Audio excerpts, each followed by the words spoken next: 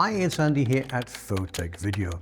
Recently, I've been trying to find a way to cool down my Sony a5100 because, as you may know, like a number of other cameras, it has an overheating issue when it's recording video. And I came across this little piece of kit. It's the ULANZI CU01, and it's called a Thermostatic Semiconductor Camera Cooler Kit.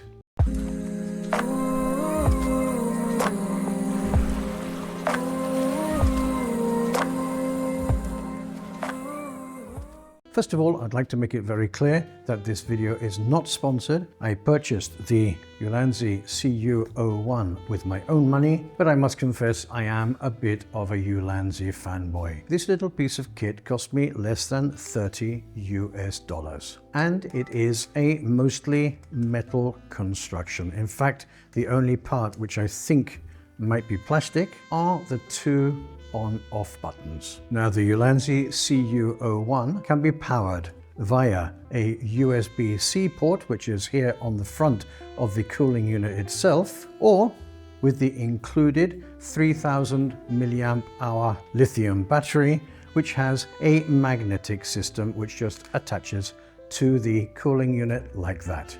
Now, I have seen other ULANZI cooling fans for cameras which had suction pads on the back. And in some of the reviews which I looked at, they mentioned that these suction pads, after a while, dried up and the unit fell from the camera. This seems to be an updated version, and it includes this ingenious spring-loaded arm which allows you to be able to fit it into the back of most cameras which have a fully articulated rear screen. All you need to do is open that rear screen and slot it into the space which is left where the screen was. It has 3 speed settings. Number 1, which I imagine is minimum. Number 2, which I imagine is higher. And then auto. There's also an LED temperature indicator. When the light is blue, it means the camera is at normal operating temperature. And when the light is red, it means that the camera is overheating. If you have it set to number 1 and your red light comes on, then you have the option of increasing it to number 2, which should hopefully cool down that particular overheating. Now, the unit itself does make some noise, but nowhere near the amount of noise that the fans on my LED studio lights make, or the noise which my neighbors make as they go up and down the stairs. When I turn on the CU01 unit on setting number 1, immediately the rear begins to get very cold. It has a heat conductive surface here which will go in contact with the rear of the camera. So I did a test using the ULANZI CU01 cooling unit on my Sony